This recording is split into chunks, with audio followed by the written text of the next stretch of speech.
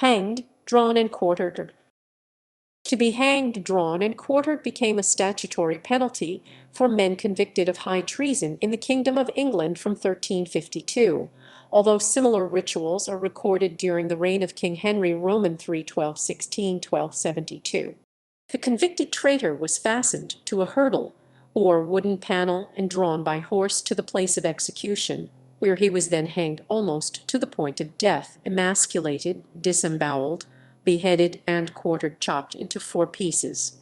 His remains would then often be displayed in prominent places across the country, such as London Bridge, to serve as a warning of the fate of traitors. For reasons of public decency, women convicted of high treason were instead burned at the stake. The severity of the sentence was measured against the seriousness of the crime. As an attack on the English monarchy's authority, high treason was considered a deplorable act demanding the most extreme form of punishment. Although some convicts had their sentences modified and suffered a less ignominious end, over a period of several hundred years many men found guilty of high treason were subjected to the law's ultimate sanction.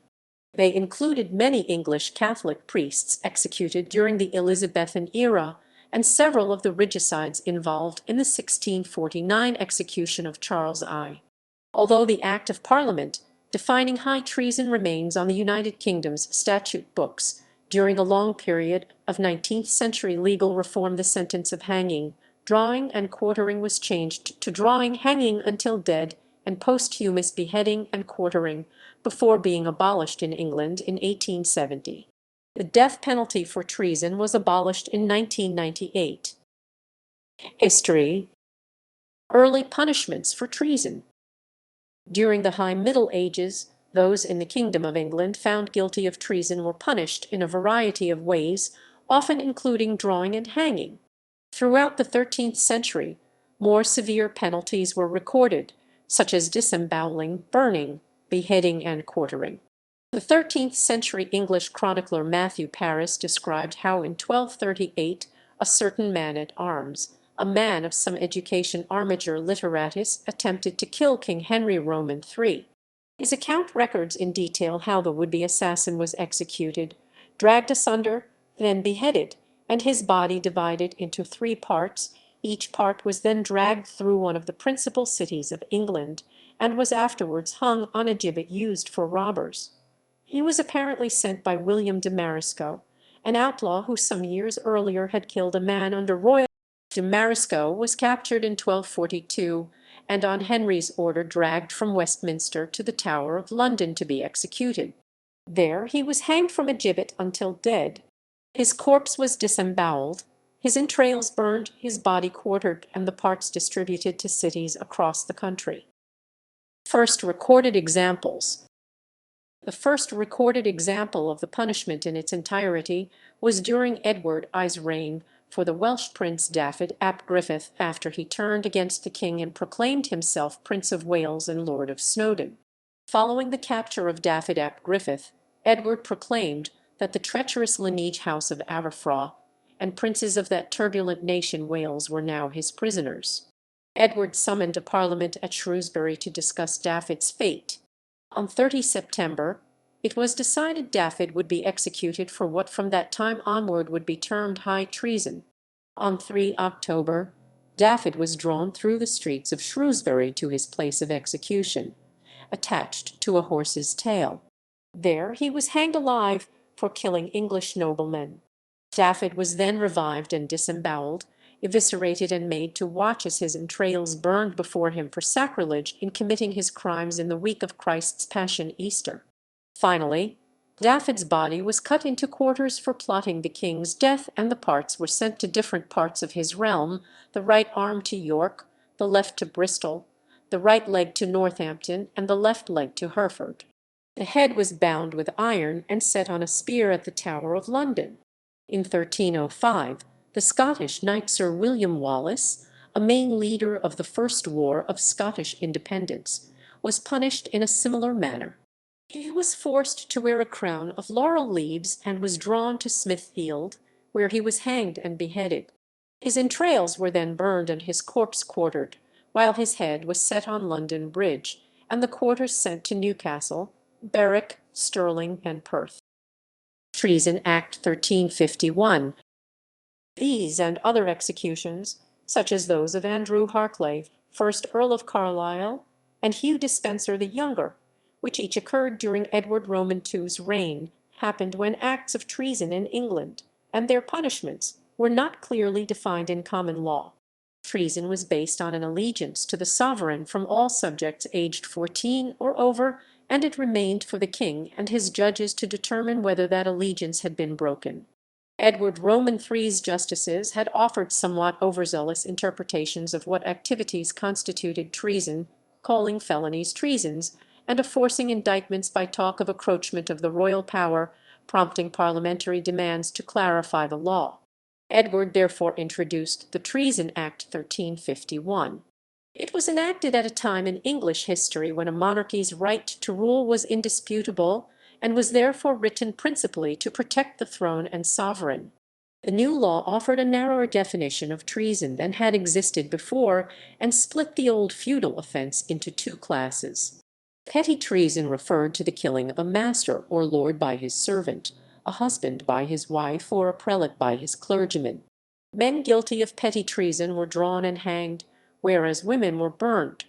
High treason was the most egregious offence an individual could commit. Attempts to undermine the king's authority were viewed with as much seriousness as if the accused had attacked him personally, which itself would be an assault on his status as sovereign and a direct threat to his right to govern. As this might undermine the state, retribution was considered an absolute necessity and the crime deserving of the ultimate punishment. The practical difference between the two offences was therefore in the consequence of being convicted, rather than being drawn and hanged. Men were to be hanged, drawn, and quartered, while for reasons of public decency, their anatomy being considered inappropriate for the sentence, women were instead drawn and burned. The act declared that a person had committed high treason if they were compassing or imagining the death of the king, his wife or his eldest son and heir, violating the king's wife, his eldest daughter if she were unmarried, or the wife of his eldest son and heir, levying war against the king in his realm, adhering to the king's enemies in his realm, giving them aid and comfort in his realm or elsewhere, counterfeiting the Great Seal or the Privy Seal, or the king's coinage, knowingly importing counterfeit money, killing the chancellor, treasurer, or one of the king's justices while performing their offices. The act did not limit the king's authority in defining the scope of treason. It contained a proviso giving English judges discretion to extend that scope whenever required, a process more commonly known as constructive treason. It also applied to subjects overseas, in British colonies, in the Americas, but the only documented incident of an individual there being hanged, drawn, and quartered was that of Joshua Tefft, an English colonist accused of having fought on the side of the Narragansett during the Great Swamp Fight. He was executed in January 1676. Later sentences resulted either in a pardon or a hanging. Treason Act 1695. Edward Stafford, 3rd Duke of Buckingham, was executed on 17 May 1521 for the crime of treason. The wording of his sentence has survived and indicates the precision with which the method of execution was described. He was to be laid on a hurdle, and so drawn to the place of execution, and there to be hanged, cut down alive, your members to be cut off and cast in the fire, your bowels burnt before you, your head smitten off, and your body quartered and divided at the king's will and suspects were first questioned in private by the Privy Council before they were publicly tried. They were allowed no witnesses or defense counsel, and were generally presumed guilty from the outset. This meant that for centuries anyone accused of treason was at a severe legal disadvantage, a situation that lasted until the late 17th century, when several years of politically motivated treason charges made against Whig politicians prompted the introduction of the Treason Act 1695. This allowed a defendant counsel, witnesses, a copy of the indictment, and a jury, and when not charged with an attempt on the monarchy's life, to be prosecuted within 3 years of the alleged offence. Execution of the sentence. Once sentenced, malefactors were usually held in prison for a few days before being taken to the place of execution. During the High Middle Ages this journey may have been made tied directly to the back of a horse, but it subsequently became customary for the victim to be fastened instead to a wicker hurdle or wooden panel, itself tied to the horse. Historian Frederick William Maitland thought that this was probably to secure for the hangman a yet living body. The use of the word drawn, as in to draw, has caused a degree of confusion. One of the Oxford English Dictionary's definitions of draw is to draw out the viscera or intestines of, to disembowel a fowl, etc. before cooking, a traitor or other criminal after hanging. But this is followed by in many cases of executions it is uncertain whether this, or to drag a criminal at a horse's tail, or on a hurdle or the like, to the place of execution. Historian Ram Sharan Sharma arrived at the same conclusion, where, as in the popular hung, drawn and quartered use meaning facetiously, of a person completely disposed of, drawn follows hanged or hung, it is to be referred to as the disembowelling of the traitor. Sharma is not the only historian to support this viewpoint, as the phrase hanged until dead before being drawn and quartered occurs in a number of relevant secondary publications. The historian and author Ian Mortimer disagrees. In an essay published on his website, he writes that the separate mention of evisceration is a relatively modern device, and that while it certainly took place on many occasions, the presumption that drawing means to disembowel is spurious. Instead, drawing as a method of transportation may be mentioned after hanging, because it was a supplementary part of the execution. Some reports indicate that during Queen Mary's reign bystanders were vocal in their support while in transit. Convicts sometimes suffered directly at the hands of the crowd. William Wallace was whipped, attacked, and had rotten food and waste thrown at him, and the priest Thomas Pilchard was reportedly barely alive by the time he reached the gallows in 1587. Others found themselves admonished by zealous and godly men. It became customary for a preacher to follow the condemned, asking them to repent. According to Samuel Clarke, the Puritan clergyman William Perkins 1558–1602 once managed to convince a young man at the gallows that he had been forgiven, enabling the youth to go to his death with tears of joy in his eyes, as if he actually saw himself delivered from the hell which he feared before and heaven opened for receiving his soul after the king's command. While these speeches were mostly an admission of guilt, although few admitted treason, still they were carefully monitored by the sheriff and chaplain, who were occasionally forced to act. In 1588, Catholic priest William Dean's address to the crowd was considered so inappropriate that he was gagged almost to the point of suffocation. Questions on matters of allegiance and politics were sometimes put to the prisoner, as happened to Edmund Jennings in 1591. He was asked by priest hunter Richard Topcliffe to confess his treason, but when Jennings responded, "If to say mass be treason, I confess to have done it and glory in it," Topcliffe ordered him to be quiet and instructed the hangman to push him off the ladder. Sometimes the witness responsible for the condemned man's execution was also present. A government spy, John Munday, was in 1582 present for the execution of Thomas Ford.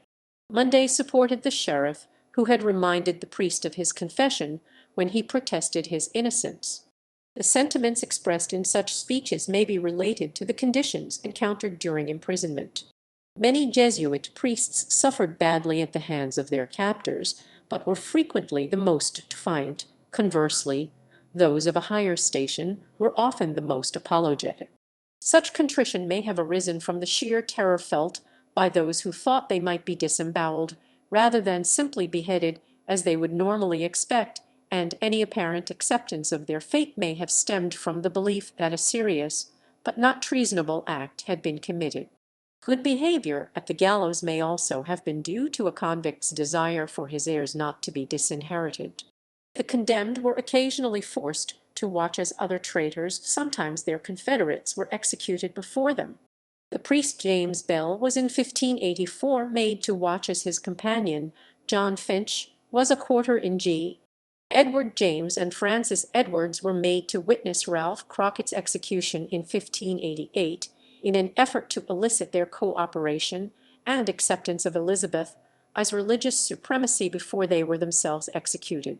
Normally stripped to the shirt with their arms bound in front of them, prisoners were then hanged for a short period, either from a ladder or cart. On the sheriff's orders the cart would be taken away, or if a ladder, turned, leaving the man suspended in mid-air. The aim was usually to cause strangulation and near death, although some victims were killed prematurely, the priest John Payne's death in 1582 being hastened by a group of men pulling on his legs. Conversely, some, such as the deeply unpopular William Hackett d. 1591, were cut down instantly and taken to be disembowelled and normally emasculated, the latter, according to Sir Edward Coke, to show his issue was disinherited with corruption of blood. A victim still conscious at that point might have seen his entrails burned before his heart was removed and the body. The regicide Major General Thomas Harrison, after being hanged for several minutes and then cut open in October 1660, was reported to have leaned across and hit his executioner, resulting in the swift removal of his head. His entrails were thrown onto a nearby fire. John Houghton was reported to have prayed while being disembowelled in 1535, and in his final moments to have cried, "Good Jesu, what will you do with my heart?" Executioners were often inexperienced, and proceedings did not always run smoothly.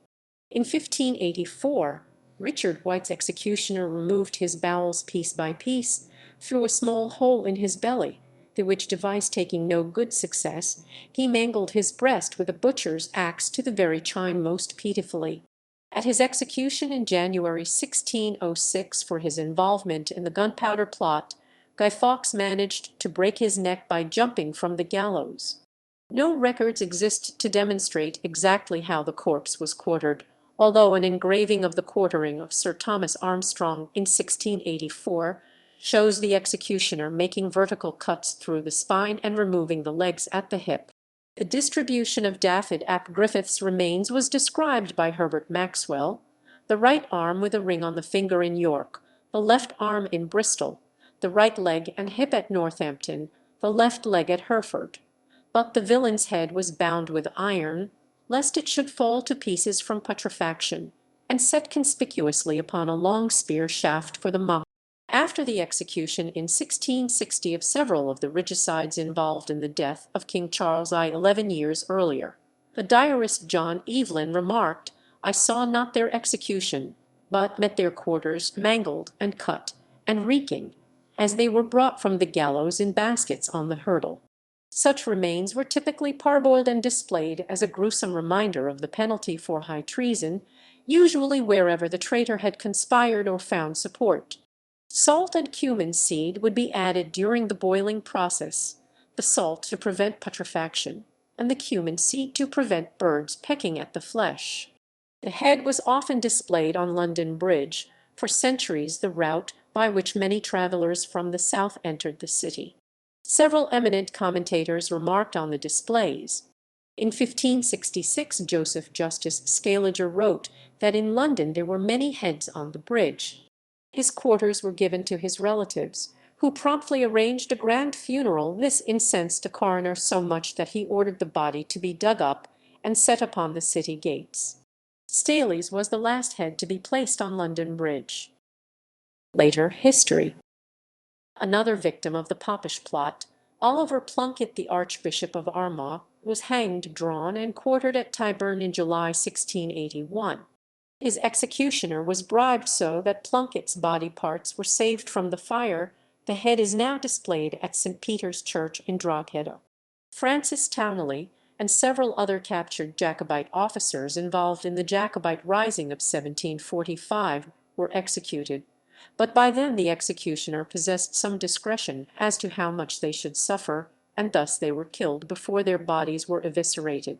The French spy Francois Henry de la Motte was hanged in 1781 for almost an hour before his heart was cut out and burned, and the following year David Tyree was hanged, decapitated, and then quartered at Portsmouth. Pieces of his corpse were fought over by members of the 20,000-strong crowd there, some making trophies of his limbs and fingers. In 1803 Edward Despard and 6 co-conspirators in the disbarred plot were sentenced to be hanged. Before they were hanged and beheaded at Horsemonger Lane Jail, they were first placed on sledges attached to horses and ritually pulled in circuits around the jail yards. Their execution was attended by an audience of about 20,000.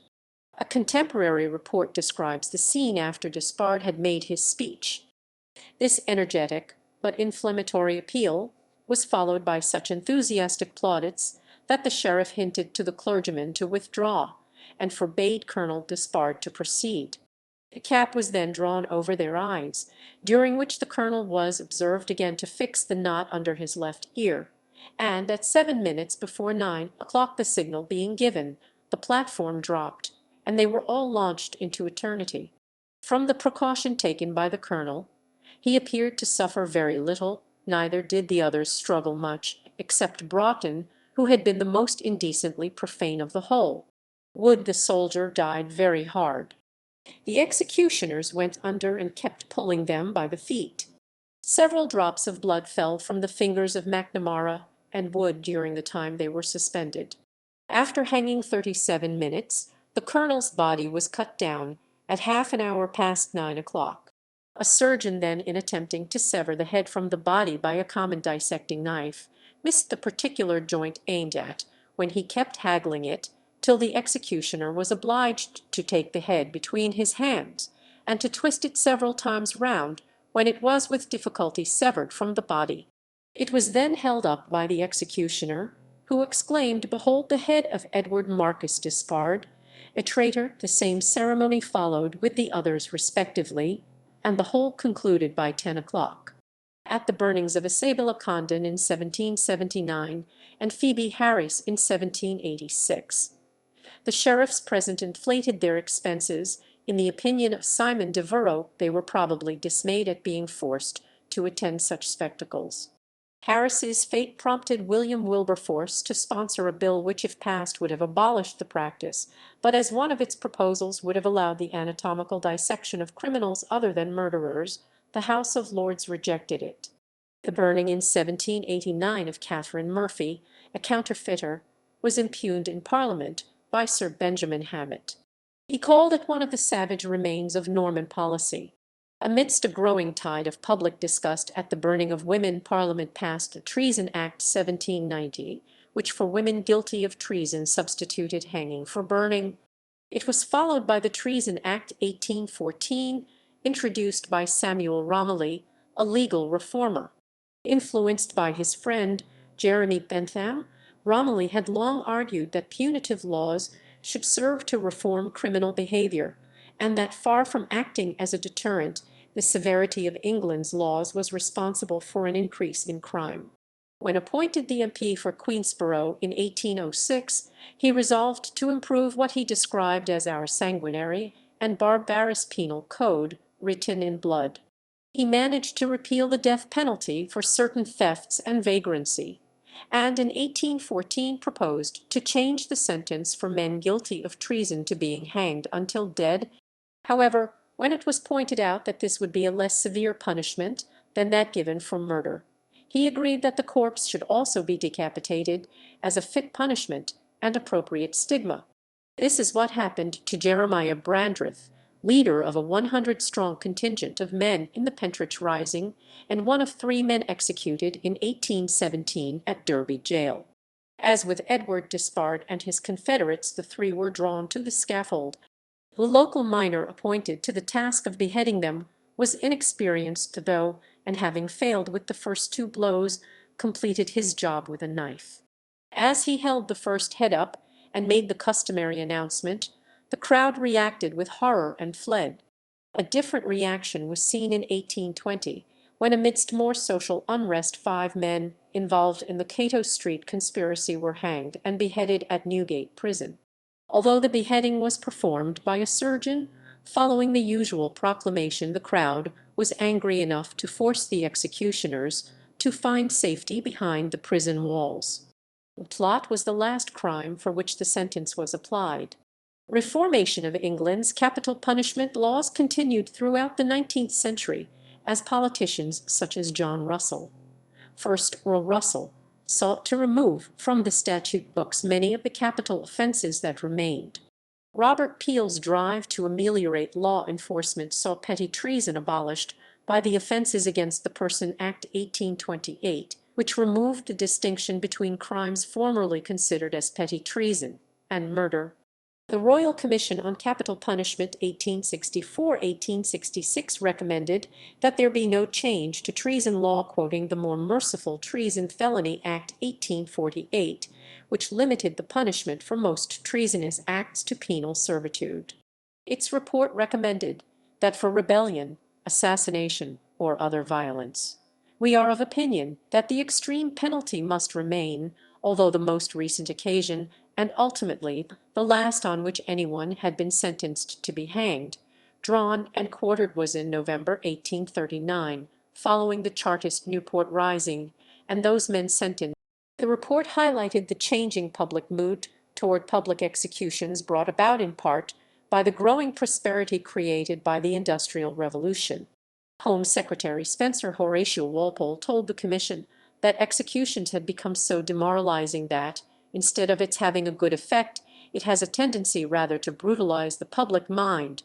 The Commission recommended that executions should be performed privately, behind prison walls and away from the public's view, under such regulations as may be considered necessary to prevent abuse, and to satisfy the public that the law has been complied with. The practice of executing murderers in public was ended 2 years later by the Capital Punishment Amendment. An amendment to abolish capital punishment completely, suggested before the bill's third reading, failed by 127 votes to 23. Hanging, drawing, and quartering was abolished in England by the Forfeiture Act 1870. Liberal politician Charles Forster's second attempt since 1864 to end the forfeiture of a felon's lands and goods, thereby not making paupers of his family. The act limited the penalty for treason to hanging alone, although it did not remove the monarchy's right under the 1814 Act. Beheading was abolished in 1973, although it had long been obsolete. The last person on British soil to be beheaded was Simon Fraser, 11th Lord Lovat, in 1747. The death penalty for treason was abolished by the Crime and Disorder Act 1998, enabling the UK to ratify Protocol 6 of the European Convention on Human Rights in 1999. In the United States, in some of the places where the American War of Independence developed into a fierce civil war among American factions, there are recorded cases of both sides resorting to hanging, drawing, and quartering, both loyalists and patriots finding reasons to construe their opponents as being traitors deserving of such a fate.